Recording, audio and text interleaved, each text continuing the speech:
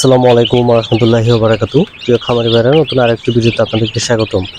আর এখানে হচ্ছে আমার মুরগির বাচ্চাগুলোকে দেখেন, এখানে হচ্ছে খাবার দিছি। আর আপনারা জানেন যে আমার মুরগির বাচ্চা যেখানে রাখি সেখানে নিচে হচ্ছে একটা কুড়ার যে আছে ধানের কুড়া, সেটা হচ্ছে আমি দিয়ে থাকি।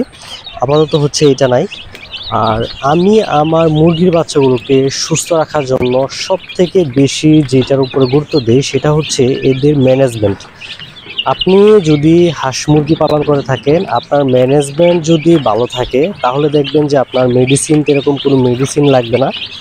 আর হচ্ছে আপনার যদি ম্যানেজমেন্ট যদি খারাপ থাকে, আপনি যদি সঠিকভাবে ম্যানেজমেন্ট করতে না পারেন, এদেরকে টেক কেয়ার করতে না পারেন, আপনি এদেরকে যত বেশি পরিমাণে মেডিসিন খাওয়ান না কেন এবং হচ্ছে এদেরকে যত বেশি পরিমাণে খাবার খাওয়ান না কেন, আপনি কখনোই হচ্ছে এদেরকে সুস্থ রাখতে পারবেন না। এই জন্য হচ্ছে আপনারা দেশি মুরগি অথবা আপনার অন্যান্য যে কোনো মুরগি পালেন, হাঁস পালেন, অবশ্যই আপনাদেরকে সবথেকে বেশি গুরুত্ব দিতে হবে হচ্ছে এটা ম্যানেজমেন্টের উপরে। তো আমি আমার মুরগির বাচ্চাগুলোকে দেখেন, এখানে হচ্ছে কিছুক্ষণ আগে হচ্ছে পরিষ্কার করে দিছি। নিচে হচ্ছে ধানের যে কুড়াটা আছে সেই কুড়াটা হচ্ছে খুব সুন্দরভাবে আমি এখানে বিছিয়ে দিই, যাতে হচ্ছে এখানে দেখেন আমি এখানে হচ্ছে পরিষ্কার করছি মাত্র হচ্ছে 2 মিনিট হয়েছে। পরিষ্কার করে জাস্ট খাবারটা দিছি এবং সাথে সাথে হচ্ছে এখানে দেখেন সবগুলো হচ্ছে আমার ময়লা করে ফেলছে। তো এখন আমি যদি এইভাবে রেখে দিই, এখানে যদি অন্য কিছু ব্যবহার না করি, তাহলে হচ্ছে এইখানে আমার মুরগি বাচ্চাগুলো হচ্ছে মানে একদিনের ভিতরে মনে হয় সবগুলো অসুস্থ হয়ে যাবে, এরকম অবস্থা। একদিনের বেশি যাবে না, সবগুলো হচ্ছে অসুস্থ হয়ে যাবে।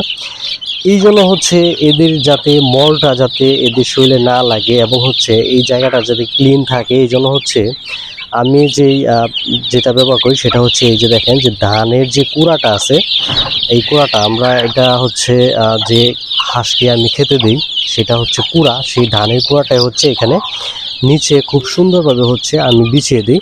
আপনারা এখানে ধানের কুড়া অথবা হচ্ছে ধানের যে তুষ আছে বা হচ্ছে কাঠের যে কুড়া আছে, সেগুলো হচ্ছে আপনারা আপনাদের মুরগির বাচ্চা অথবা হাঁসের বাচ্চা যেটাই পালন করেন না কেন অবশ্যই এগুলোকে দিতে পারেন। আর হচ্ছে এখন প্রচুর পরিমাণ গরম, আপনারা আপনাদের মুরগির বাচ্চাগুলোকে একটু বেশি পরিমাণ কেয়ার করেন, কারণ হচ্ছে অল্পতেই বেশি পরিমাণ অসুস্থ হয়ে যাচ্ছে। আর মুরগির বাচ্চা দেখবেন যে অতিরিক্ত গরমে রাখলে হচ্ছে আপনার সমস্যা হয়ে যায়, অতিরিক্ত ঠান্ডাতে তো আপনার অবস্থা আরও খারাপ হয়ে যায়। তো গরমের সময় আপনার মুরগির বাচ্চার যে সমস্যাগুলো হয়ে থাকে সেগুলো হচ্ছে আপনার পাখা ঝুলে যাওয়া এবং হচ্ছে আপনার ঝিম ধরে বসে থাকা, বাচ্চা দেখবেন যে সুস্থ অবস্থায় বাচ্চা মারা যায়, এরকম কিছু পরিস্থিতির শিকার হতে হচ্ছে গরমের সময়। এই জন্য হচ্ছে এদেরকে আপনার গ্লুকোলাইট যে স্যালাইনটা আছে সেই স্যালাইনটা হচ্ছে আপনারা এদেরকে খাওয়াতে পারেন, অথবা হচ্ছে লাইসোবিট যে মেডিসিনটা আছে সেগুলো দিতে পারেন। দেখেন সবগুলো হচ্ছে এখানে ধানের যে কুড়াটা আছে, কুড়াতে হচ্ছে কিছু কিছু খুঁত থাকে, সেগুলো হচ্ছে টুকরা টুকরা খাইতেছে।